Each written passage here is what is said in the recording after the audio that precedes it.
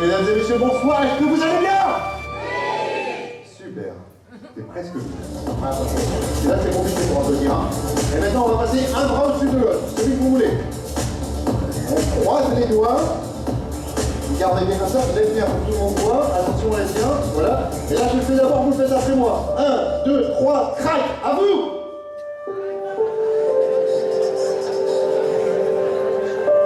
D'accord.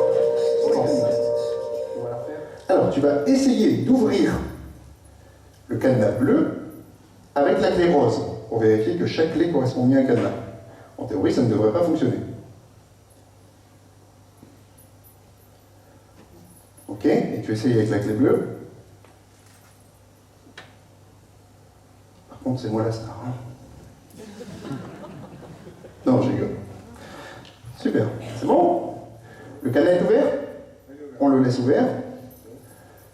Et on va ouvrir le cadenas rose. Prends ton temps, je suis payé à l'heure, moi. Super. Voilà. Tu vas serrer très fort les chaînes autour de mon poignet. Serre très fort. Serre très fort. Et Sylvie, tu vas mettre un cadenas, mais il faut que les gens voient toujours ma main attachée. C'est très important. Serre plus fort, hein, Romain, par contre. Non, non, c'est là le cadenas, Sylvie. Sinon, ça ne sert pas. Serre plus fort, Romain. Serre, serre, serre, serre. Serre. Là, c'est bien. Dans le trou, Sylvie. Où tu peux. Ah, c'est un métier, hein? Voilà, super. Maintenant, l'autre main. Ah, voilà. J'adore cette sensation. Merci. Maintenant, tu attrapes ta veste par une épaule et tu confies l'autre épaule de la veste à Sylvie. Vous tenez, vous êtes reliés par la veste. Harry Houdini était attaché les mains dans le dos. Sylvie, regarde devant toi. Merci. Parce que, donc, Harry Houdini, comme je le disais, était attaché ici. Mesdames et messieurs, vous l'aurez compris. Ça va, Romain? Sylvie, ça va toujours? Et maintenant, mesdames et messieurs, Harry Houdini demandait au public combien de temps, d'après vous, faudrait-il pour s'évader? Quel est votre prénom, mademoiselle? Pascal. Merci, Pascal. Eh bien, on va essayer en 5. Vous êtes prêts? Allez, on regarde bien devant soi. Et dès que je baisse les mains sous la veste, vous comptez jusque 5. 1, 2, 3, 4. Merci. Mettez tout là. Et vous l'enfoncez dans la main. Et je crois que vous connaissez déjà presque la suite. Alors le prénom qui a dit qu'il aurait voulu être magicien, c'est comment? Nicolas. Merci Nicolas de ton enthousiasme. Quelle soirée. Ah, voilà. Alors Nicolas, d'après toi, que va-t-il se passer? Le foulard va... Presque. Il se transforme en un œuf. Mais le tour n'est pas fini parce que le foulard réapparaît là où on ne l'attend pas. Merci beaucoup.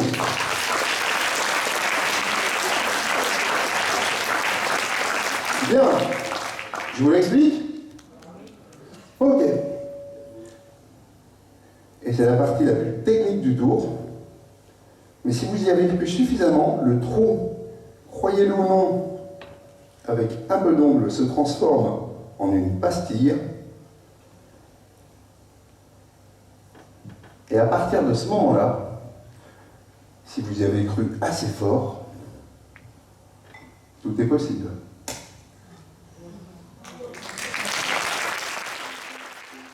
Il y a aussi tous ces gens qui sont venus séparés. Et c'est pas grave, en fait. Parce que même si on est tous séparés, l'idée d'un spectacle, et c'est ça qui est génial quelque part, c'est qu'on devient d'un coup tous unis dans une même salle, avec finalement un même but, rêver un petit peu, et avec juste un peu de souffle magique, être fort, c'est presque ça, on est tous ensemble. Et dans l'humanité. On se reconstitue, quoi. Tu le donneras à un enfant, hein, c'est pas toi que je voulais l'offrir. Merci. On peut l'applaudir bien fort.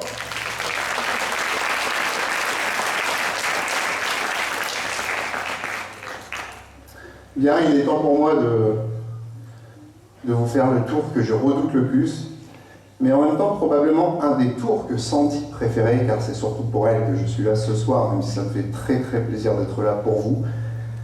Je vais demander aux enfants ainsi qu'aux adultes de ne pas tenter de reproduire ce que vous allez voir maintenant, s'il vous plaît. C'est vraiment très dangereux et c'est la raison pour laquelle je le redoute. Et je vous demanderai en même temps du silence et de la concentration. Maestro, musique.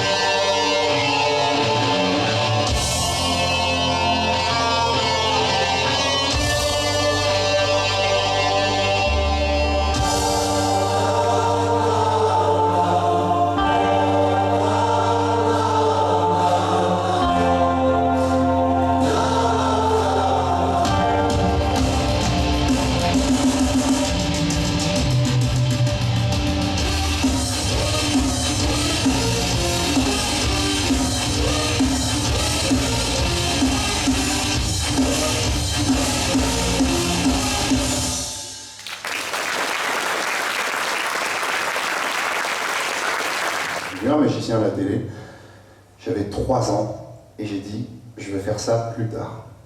Ce tour c'était ni plus ni moins que celui que vous venez de voir et à 3 ans je n'avais bien sûr pas conscience du danger, mais voilà, je me suis dit un jour si je suis magicien c'est ce que je ferai, et c'était chez ma grand-mère que j'ai vu ce magicien, ma mémé qui avait l'habitude de m'enregistrer du coup toutes les émissions de magie en sachant à quel point j'étais passionné, a vraiment aidé à ce que je devienne magicien, puisque elle a même décidé de m'acheter mon tout premier tour de magie, tout du moins un accessoire indispensable à ce tour de magie.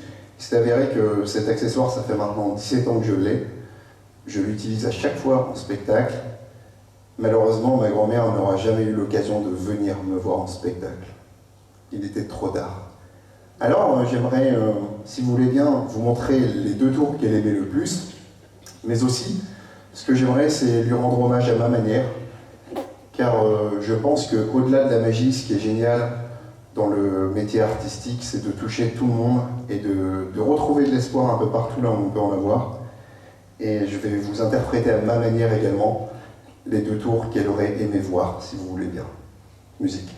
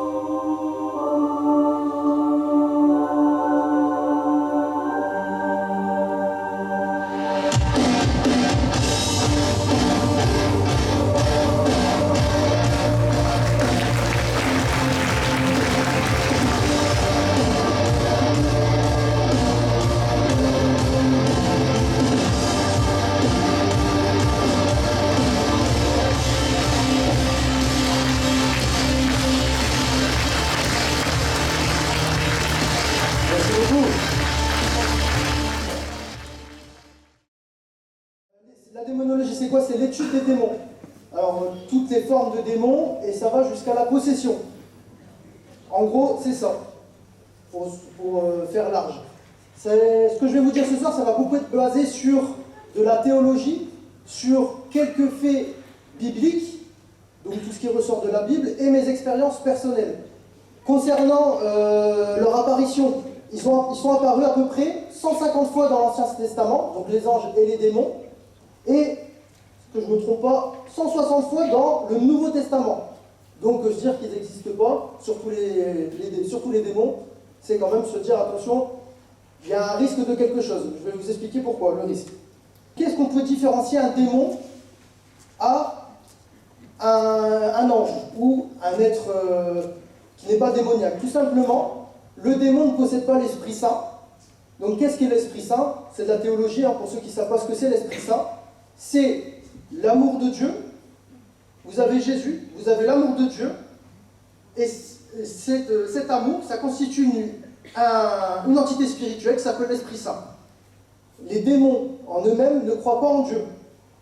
Donc tous ceux qui ne croient pas en Dieu, malheureusement, vous n'allez pas dans ce que Dieu souhaiterait, et donc du coup, vous pouvez automatiquement, pour les yeux de Dieu, vous êtes des personnes qui seraient déchues, et donc potentiellement des démons. Ça, c'est ce qui est écrit dans la Bible, en gros. Pour ce qui est des démons, il faut savoir qu'entre eux, il n'y a pas d'amour. Donc si un jour, malheureusement, vous faites la rencontre d'un démon, sachez que l'amour n'existe pas entre lui et vous. Il y aura toujours une personne qui sera dominée et dominant. Il faut savoir que ce ne sera pas vous le dominant, ce sera lui. Les démons, c'est comme les anges, ils ont chacun leur royaume, avec chacun on va dire leur chef, entre guillemets.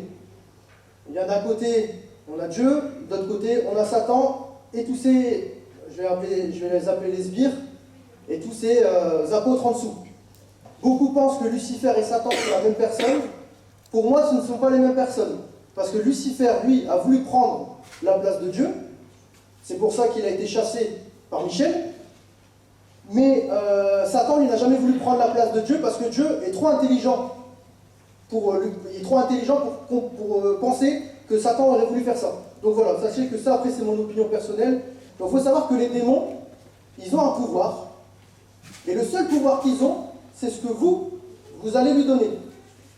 Un démon ne pourra pas, s'il le souhaite, comme ça, vous attaquer gratuitement. Avant ça, il y a des phases, on en reviendra par la suite. Mais un démon en lui-même ne pourra pas vous attaquer gratuitement. C'est vraiment, si vous lui donnez le pouvoir, il pourra le faire. Si vous ne lui donnez pas le pouvoir, il ne le fera pas, tout simplement. Ça, il faut vraiment comprendre ça. C'est pour ça que je veux dire, rassurez-vous, à partir du moment où vous ne lui donnez pas le pouvoir, il ne pourra absolument rien faire. Donc ça, vraiment, soyez très compréhensifs à ce niveau-là. Il faut savoir aussi qu'un démon, pour savoir, il ne lit pas dans les pensées. Mais par contre, il lit en vous. Alors j'entends par là, il saurait lire en vous votre taux de cholestérol, votre taux de diabète, tout ça. Ça, il sait. Tout ça, il sait. Par contre, il ne sait pas lire dans vos pensées.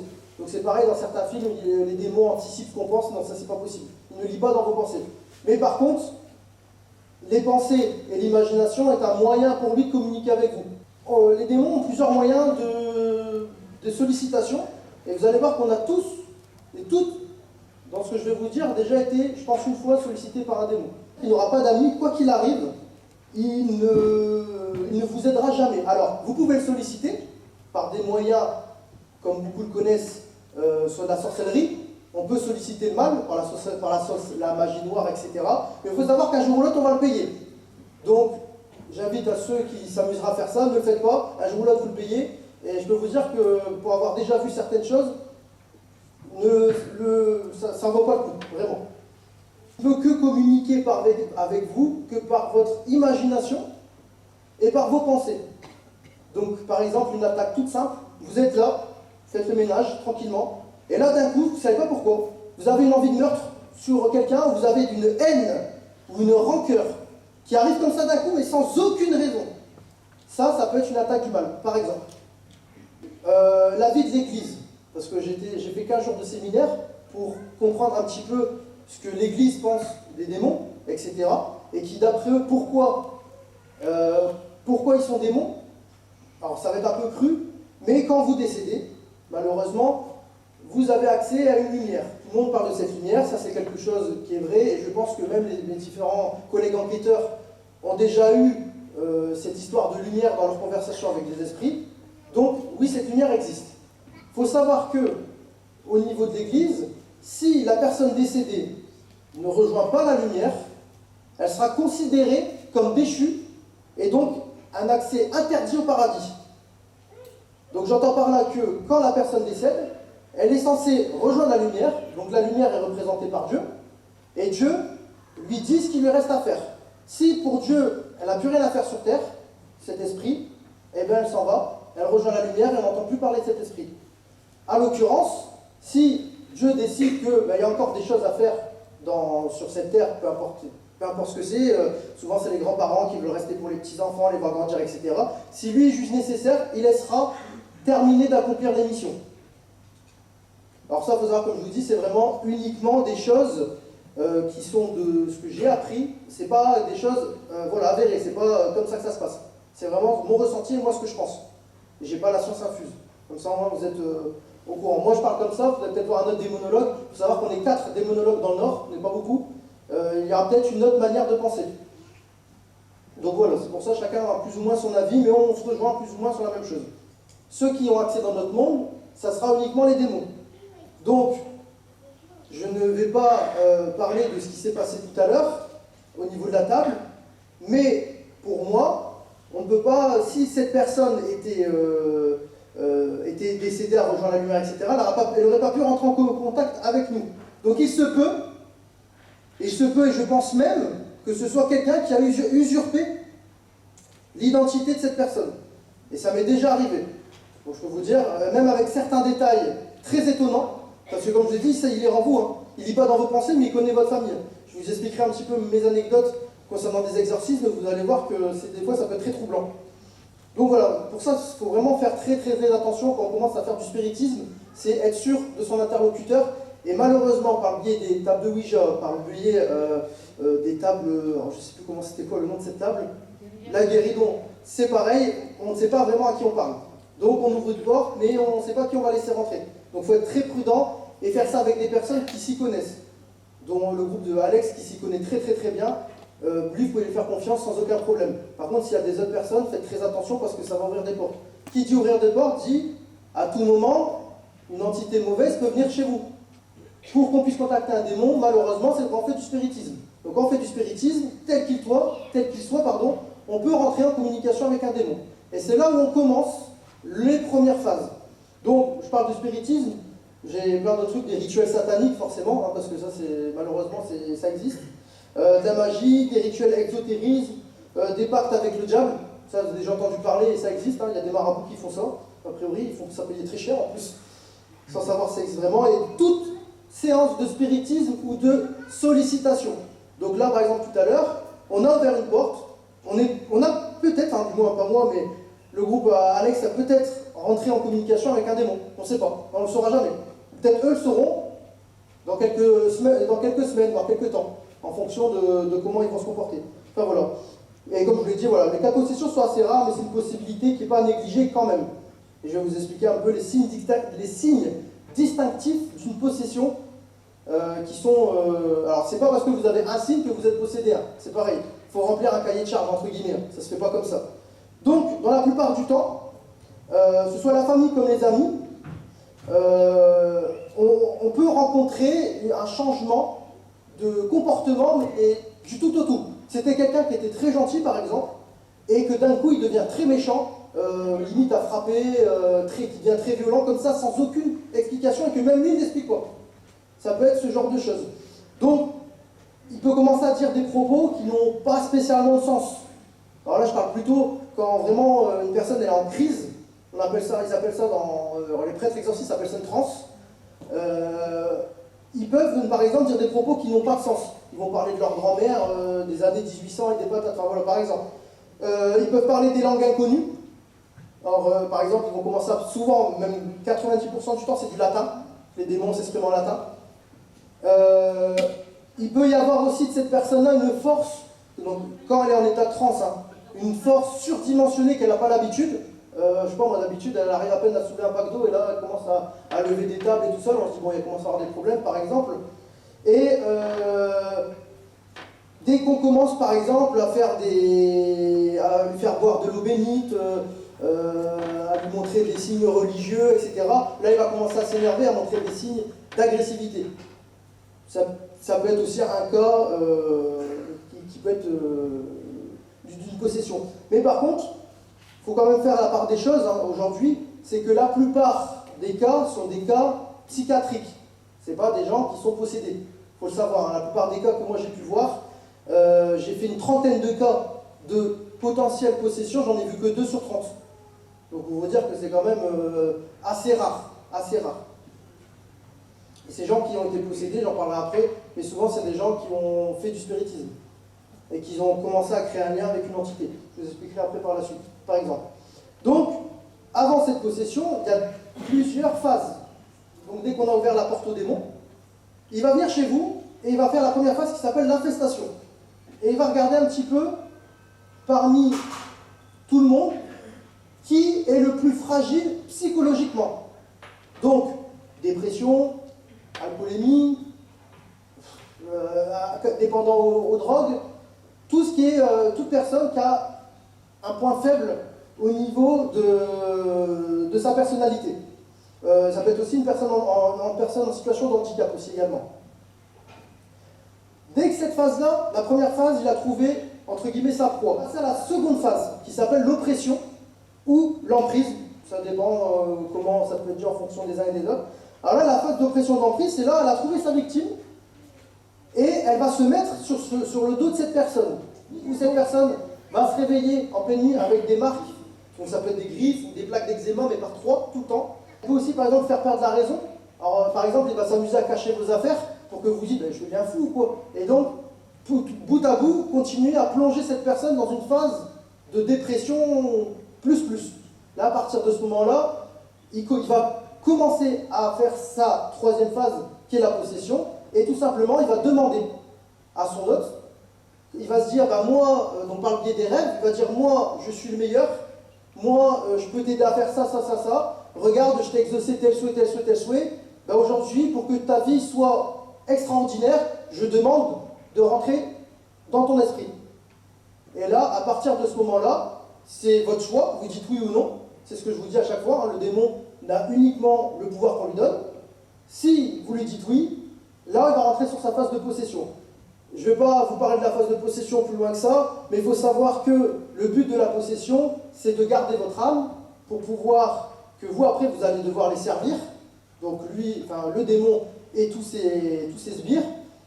Et son but au démon, c'est de vous pousser soit au suicide, ou soit il va vous fatiguer tellement que vous allez avoir des maladies très graves. Vous allez déclencher des cancers, etc. Vous n'allez plus manger, et puis à la fin, quoi qu'il arrive, son but ultime, c'est la mort. Qu'il puisse prendre votre âme et garder l'emprise sur vous. Et puis après, malheureusement, vous allez rentrer dans la doctrine d'un démon et vous allez être un peu son sbire. Et comme j'ai expliqué depuis le début, c'est pas vous qui allez décider, c'est lui. Voilà, le but de la possession, c'est de garder l'âme et de la donner à Satan, tout simplement. Qui lui, après, Satan la distribuera à ses divers apôtres. Donc à tous ces démons, il y en a une panoplie. Je ne vais pas tous vous les citer, mais il y en a beaucoup. Pour l'histoire des démons, comme vous pouvez savoir, tout le monde n'a pas été démon tout de suite. Il faut savoir que la plupart ont été des anges avant, même complètement des archanges. Il faut savoir qu'il y avait 5 archanges. Il y avait Michel, Gabriel, Raphaël, Lucifer et Belzébuth. Je pense que dans ces anges-là, il y en a, vous avez reconnu, qui ne sont plus des anges aujourd'hui. Mais ces derniers, ils sont tous tombés dans le péché parce qu'ils ont été entraînés par Lucifer quand il a voulu prendre la place de Dieu. Donc la plupart aujourd'hui, ils sont tous passés des démons et c'est maintenant les chefs des légions. Il y a plusieurs légions et eux, c'est les chefs, tout simplement. Donc ça, il faut savoir que aujourd'hui, les démons sont des anciens archanges ou des anciens anges. Bien évidemment, là, je parle de Bible, etc. Ça, après, je ne sais pas si ça n'existe pas, c'est ce que moi j'ai appris, tout simplement. Je ne peux pas vous dire si c'est vrai ou si c'est pas vrai. Après, les symboles distinctifs, j'ai pas besoin de vous en dire plus, c'est souvent des têtes de bouc, des cornes, voilà, tout ce qu'on connaît dans les films, c'est vrai, les démons, c'est comme ça, comme ils sont représentés, même là, si vous avez été voir peut-être récemment le dernier Inside Juice, Un démon, ça peut être représenté comme celui-là aussi. Voilà, tout simplement. Donc, c'est possible. Vous avez 8 démons qui sont les plus puissants parmi tous, et vous avez déjà très entendu, je pense, entendu leur nom. Hein. Donc, on a Lucifer, on a Asmodée, Bélial, Melchior, Azazel, qui est connu sous le nom de Zozo, qu'il faut savoir que c'est lui qui ressort de la table de Ouija la plupart du temps. Il faut savoir que sa dernière apparition, Zozo, qui a été recensée, ça a été en Belgique, il y a bientôt 2 ans, qui a été recensé sur une table de Ouija. Donc après, bon, ça a été recensé, qu'on a pu voir la vidéo par le biais du Vatican. Peut-être que ça a été, il y en a eu d'autres et qui n'a pas été remonté. En tout cas, moi, j'ai vu cette vidéo et elle a été faite là, il y a 2 ans, par un groupe qui faisait du spiritisme et qui avait été envoyé au prêtre exorciste pour qu'il puisse donner son avis. Et du coup, j'ai pu le voir. Pareil pour mes amis enquêteurs, les heures vraiment où vous pouvez être victime de phénomènes paranormaux. Bon, on peut dire même vous, hein, chez vous. Hein. Ben, il y a 2 heures, il n'y a que 2 heures, c'est simple, c'est soit 3 heures du matin, soit 15 heures. Pourquoi? Ben, c'est pour la Trinité, tout simplement, parce que les démons, ben, vous n'aiment pas Dieu, hein, c'est leur but, et donc du coup, pour se foutre de la Trinité, donc hein, le Père, le Fils et le Saint-Esprit, et ben, ils font leurs apparitions et tout leur bordel, ils font à ces heures-là à peu près. Le dernier sujet, qui est quand même l'exorcisme, parce que beaucoup pensaient que c'était qu'une fiction, ça n'existait pas. Ben si, ça existe, les exorcismes ça existe. Alors il faut savoir qu'on est loin des films quand même, on s'y rapproche mais on est assez loin. On voit pas mamie faire des sauts de 20 mètres, non c'est pas ça, non, j'ai jamais vu, et on n'a jamais vu ça. Il y a des choses que moi j'ai vu quand j'ai passé ma formation qui viennent directement du Vatican, parce que chaque exorcisme est filmé. Et il y a certaines choses qui, même moi, aujourd'hui, me restent sceptiques. J'ai vu des personnes recracher des clous, par exemple, en vidéo. Est-ce que c'est vrai, est-ce que c'est pas vrai? Je sais pas, j'y étais pas. Donc je peux pas me prononcer là-dessus. Mais il faut savoir quand même je pense que c'est pas à négliger non plus, que l'Église prend quand même très au sérieux ces histoires d'exorcisme, parce que comme je vous expliquais en début, il y a un exorcisme par diocèse, et qu'ils ont réformé et refondé le rituel d'exorcisme en 98. Donc c'est pas si vieux que ça.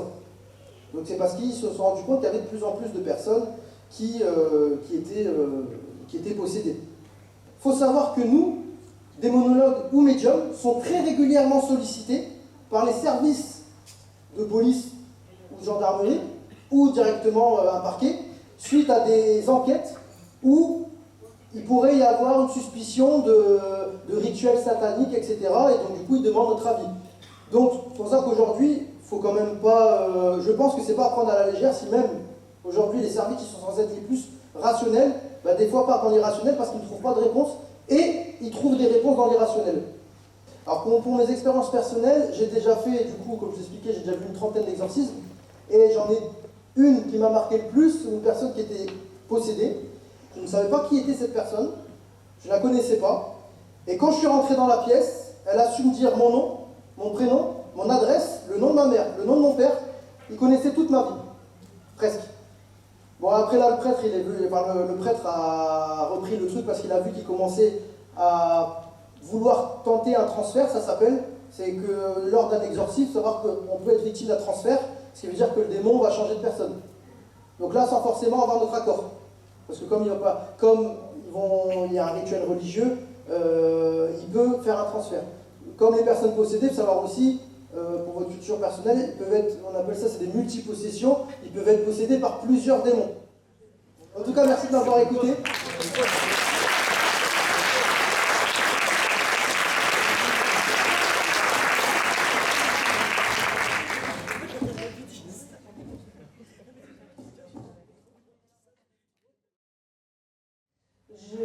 Je suis une spécialiste en parapsychologie avant d'être une spécialiste en abduction. Et donc, je connais tous ces sujets-là très très en profondeur. Pas les noms des démons, mais par contre, ben voilà, j'ai déjà été enseignée sur ces sujets-là à mes élèves. J'ai donné des cours de parapsychologie pendant plus de 30 ans. Donc ben, je confirme tout ce qui vient d'être dit. Et je voudrais justement appuyer tout ce qui a été dit en signalant que la moindre pensée peut être une ouverture au mal, hein, parce qu'il y a eu des questions sur le sujet. Et par exemple, si vous souhaitez, en passant tous les jours devant une belle maison, ah, j'aimerais bien que cette maison soit en vente, j'aimerais bien un jour l'acheter, etc., vous allez penser quelque chose de positif pour vous. Or, toute pensée déclenche une résonance sur des plans parallèles. Et si vous souhaitez avoir cette maison un jour en votre possession, ça paraît anodin et même gentil, parce que c'est pour vous faire du bien à votre famille. Mais sans le savoir, vous allez actionner la puissance de l'esprit et donc faire appel effectivement à des entités sur des mondes parallèles, comme l'a très bien expliqué Charles. Et bien, sans le vouloir, vous allez par exemple déclencher un divorce dans cette maison, déclencher une maladie. Sans le savoir, vous allez déclencher la force de votre esprit qui sera en harmonie avec des entités néfastes, comme l'a expliqué Charles, des démons. Et bien, sans le savoir, vous allez faire du mal. Donc, comme on disait, la frontière entre le bien et le mal, en matière de magie, puisque c'est relié à l'esprit, eh bien, la frontière est très fine. Donc, voilà, hein, je pense que c'était le petit truc qui vient étayer complètement tout ce qui vient d'être dit précédemment. Voilà, pour moi, on vient sur Terre pour choisir à chaque instant la question entre le bien et le mal. Si on réfléchit bien, tout existe avec le contraire sur Terre.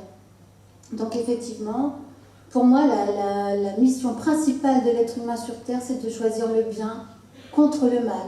C'est dire si tout ce qui a été dit précédemment est important. Je suis médium, on va dire, de naissance, aussi loin que je puisse me souvenir. J'ai eu des perceptions médiumniques, mais j'ai été hypnothérapeute durant toute ma vie professionnelle. Et comme je vous l'ai dit juste avant, j'ai donné des cours de parapsychologie à mes élèves que je choisissais, des cours très privés, parce que justement je ne voulais pas apprendre des choses qui pouvaient être utilisées pour le mal. Donc je choisissais mes élèves avec grand soin. Alors abduction, pour vous expliquer, puisque vous ne connaissez pas, ça vient de l'anglais abduction, qui signifie enlever. Alors, c'est un terme anglais qui donc, par extension, est devenu le mot utilisé pour parler d'enlèvement extraterrestre. Alors ça, vous avez peut-être déjà pu voir dans certains films. Alors, je vais remonter un peu dans mon passé pour vous expliquer ce qui m'a conduite à m'impliquer dans ce sujet si particulier. Enfant, je parlais avec les gens du ciel, comme je les appelais dans ma tête de petite fille. Il n'y avait là rien d'anormal ou d'exceptionnel à mes yeux, j'avais juste gardé un contact avec le monde d'où je venais. Il ne s'agissait pas de l'au-delà, mais d'entités qui étaient au-delà de l'au-delà. Si vous connaissez un petit peu ça, on les appelle souvent les êtres de lumière.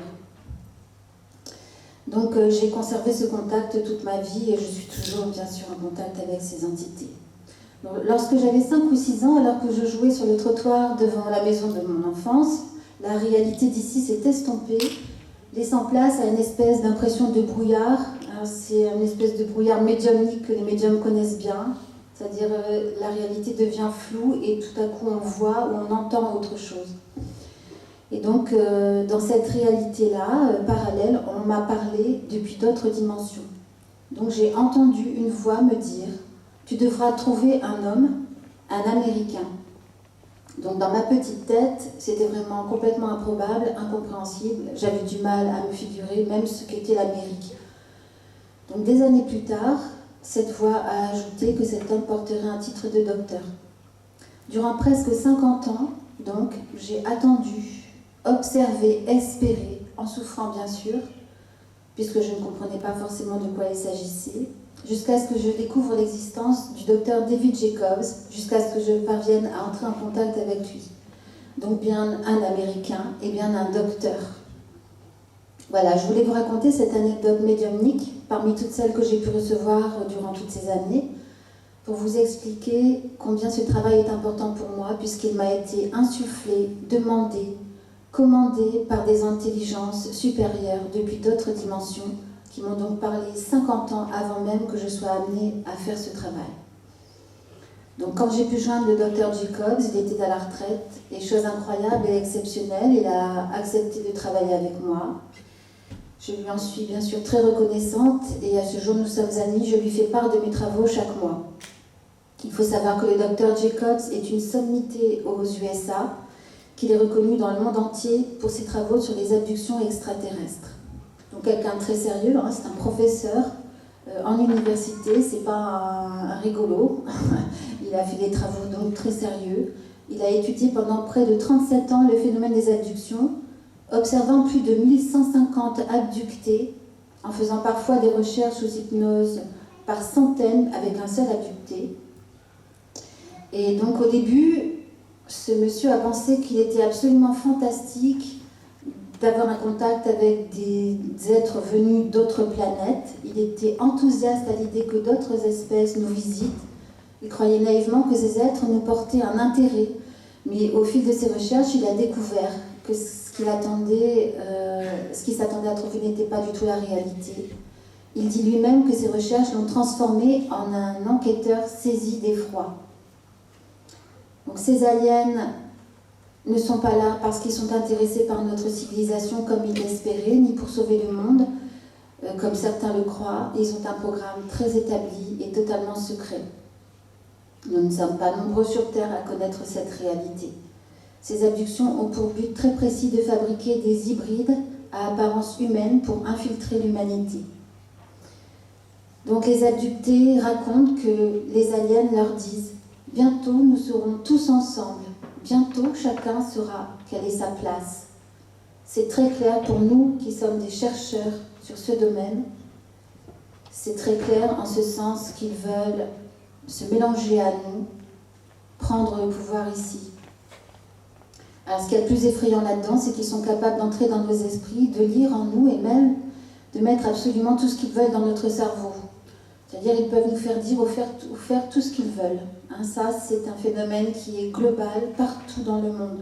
C'est-à-dire que si vous imaginiez qu'un de ces aliens était face à vous, face à un policier dans la rue, et qu'il l'arrêtait pour le contrôler, cet alien à apparence humaine regarderait le policier dans les yeux et lui intimerait mentalement « Vous n'avez rien vu, vous oubliez même m'avoir vu ». Et le policier s'en irait en oubliant complètement qu'il a vu cette personne.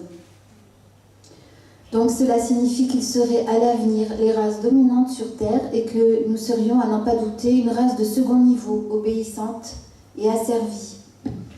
Ce phénomène est général, peu importe leurs conditions, leur pays, leurs milieux socio-professionnels, leurs croyances, leur race, leurs âges. Les abductés racontent exactement les mêmes détails partout dans le monde. Il n'y a jamais eu un tel phénomène dans toute l'histoire de l'humanité. Le docteur David Jacobs, s'il avait découvert ne serait-ce qu'une seule fois quelque chose de différent durant ses recherches, d'une part, il en aurait été ravi et d'autre part, il l'aurait mentionné dans tous ses travaux. Mais parce que c'est le même phénomène partout dans le monde, nous savons que c'est réel, d'autant que nous pensons que 95% des abductés ignorent totalement qu'ils le sont. Donc, l'abduction, c'est le fait d'être enlevé par des extraterrestres. Avant toute abduction, il y a un contact télépathique, c'est-à-dire que l'abducté sait qu'ils arrivent, il reçoit un ordre mental, même si tous n'en ont pas conscience. Par exemple, sors fumer une cigarette, ou viens avec nous, quitte cet endroit, rends-toi à tel endroit. Une fois l'enlèvement effectué, la personne disparaît de son environnement terrestre. Elle peut être à une fête d'anniversaire, par exemple, et tout à coup, elle sort fumer une cigarette. Je pense à une abductée américaine. C'est une scène réelle que je vous raconte là. Et elle revient après avoir fumé sa cigarette dans la salle de réunion où tout le monde a fait la fête et puis elle ne retrouve plus personne. Elle se demande ce qui se passe, elle demande pourquoi tout le monde est parti. Et les 2-3 amis qui restent là lui disent « Mais enfin, t'es complètement folle, ça fait 4 heures qu'on cherche après toi partout. » Elle dit « Mais non, je viens de fumer une cigarette, j'étais là. » Et en fait, voilà, la personne disparaît de son environnement réel. Elle disparaît de notre réalité terrestre. Et les gens cherchent après les personnes en question. Donc on appelle missing time le temps manquant de la personne dans son emploi du temps, justement. On croit avoir fait un trajet en voiture de 10 minutes et en fait on a été absent 3 heures. Donc les gens pensent à tort qu'ils ont été abductés une fois, mais ça n'est jamais le cas. On n'est pas abducté une fois dans sa vie par hasard, mais on est abducté des dizaines, voire des centaines de fois. Beaucoup d'abductés croient qu'ils sont élus par une pseudo-supériorité par rapport aux autres humains, parce que c'est ce que leur disent les extraterrestres pendant qu'ils les abductent. Ils leur disent « tu es formidable, tu es spécial, nous t'avons choisi », etc.